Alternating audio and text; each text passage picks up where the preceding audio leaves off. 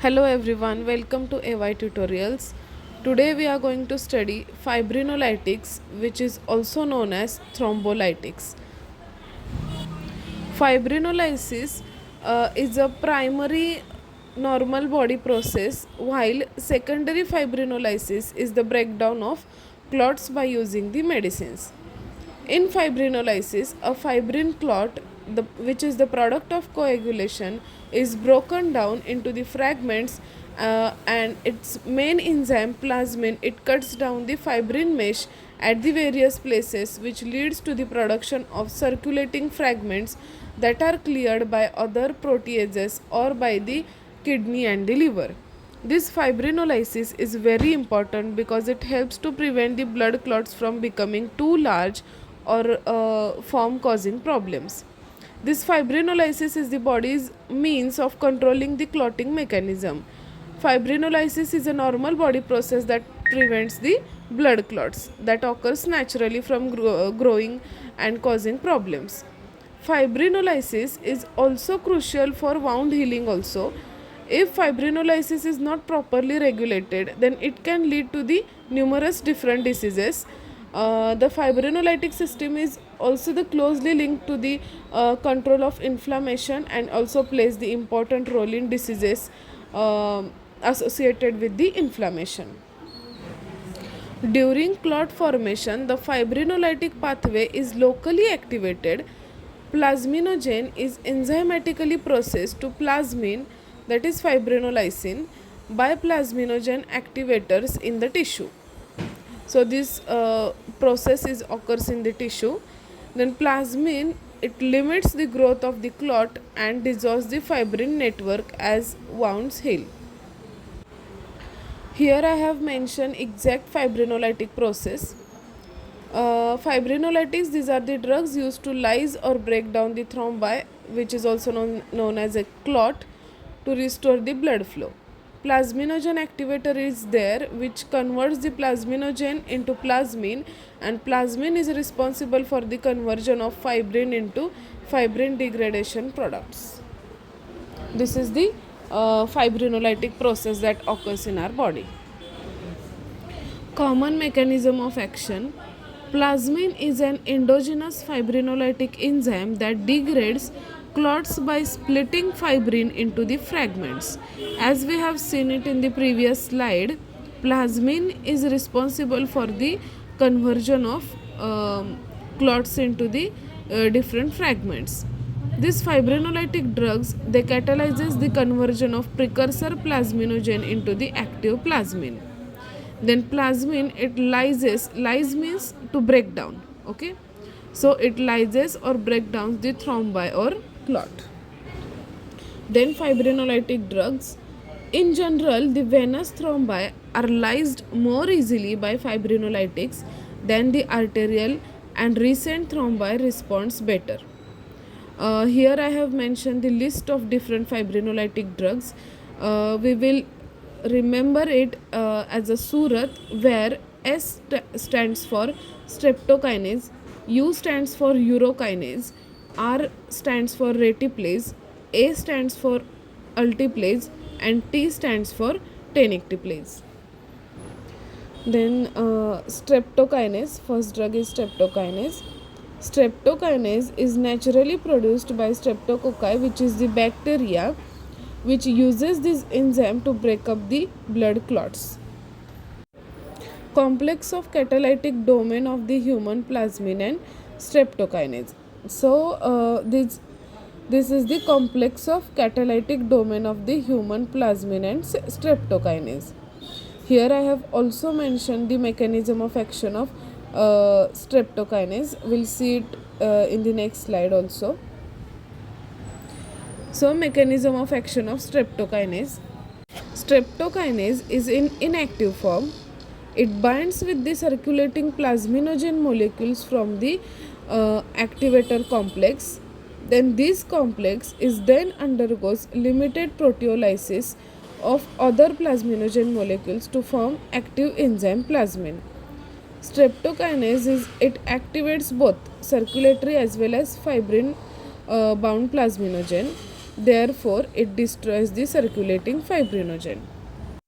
So, simply this streptokinase is act as a thrombolytic agent by activating the plasminogen to form a plasmin, which then degrades fibrin clots, thereby facilitating the breakdown of blood clots in different conditions like myocardial infarction and pulmonary embolism. Okay, the next one is urokinase.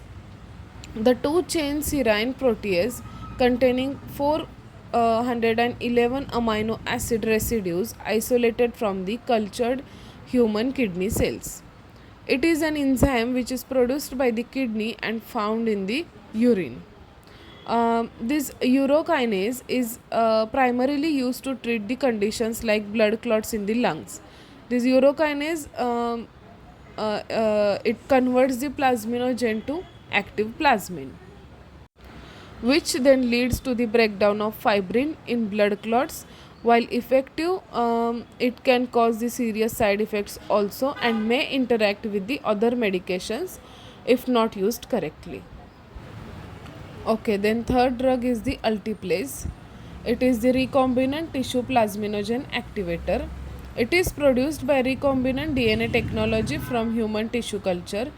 It is specific for fibrin bound fibrinogen so that circulating fibrinogen is lowered only by 50%. It is rapidly cleared by the liver and inactivated by plasminogen activator inhibitor 1. So, this alteplase is a thrombolytic drug, sometimes also called as clot busting also. It helps your body to produce a substance that dissolves unwanted blood clots. Alteplase is used to treat the stroke caused by the blood clot or other obstruction in the blood vessel. It is also used to prevent the death from the heart attack, which may be because of the acute myocardial infarction. Then fourth one is the tenecteplase. It is prepared by the recombinant technology and it is more fibrin specific and longer duration than alteplase. Clinical uses: it is only approved for use in acute myocardial infarction. An adverse effect includes bleeding, then intracranial hemorrhage and anemia.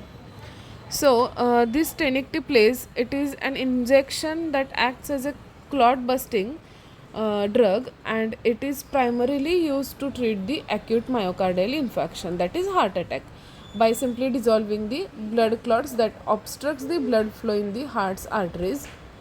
It helps to restore the blood flow, which prevents the tissue damage and improving the patient outcomes. This tenecteplase, it is administered by IV injection, that is intravenous route, by healthcare professionals, and dosage, it usually the adult dose for myocardial infarction is single IV bolus with the specific dosage depending on the patient's weight. Then uses of fibrinolytics in acute myocardial infarction. Streptokinase and two new fibrinolytic drugs, anisolyted plasminogen streptokinase activator complex and recombinant tissue plasminogen activator. They are used in the acute myocardial infarction. They are also used in deep vein thrombosis. Thrombolytics can decrease the subsequent pain and swelling, preservation of venous walls, and maybe reduce the risk of pulmonary embolism through at the risk of hemorrhage. In case of pulmonary embolism, fibrinolytic therapy is basically indicated in the large or life-threatening pulmonary embolism. Pulmonary embolism is a serious condition that occurs when a blood clot blocks the artery in the lungs, which disrupting the blood flow and oxygen levels. Most commonly, these clots originate from the deep veins of the legs, a condition known as the deep vein thrombosis. And its symptoms, it includes the shortness of breath, chest pain, especially when breathing in and coughing up the blood. Peripheral arterial occlusion.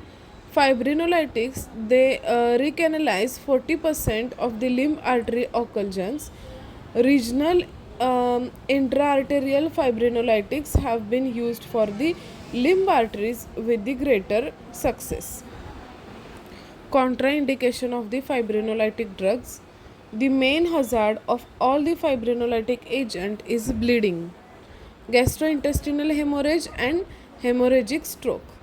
The streptokinase can cause the allergic reactions and low grade fever and also causes the burst of plasmin formation, generating kinin and can cause the hypotension. Contraindicated in pregnancy, uncontrolled hypertension and cardiopulmonary resuscitation. These are the some contraindications of fibrinolytic drugs. Here we are done with the fibrinolytic drugs. If you like this video, please like, share and subscribe to the AY tutorials. Thank you.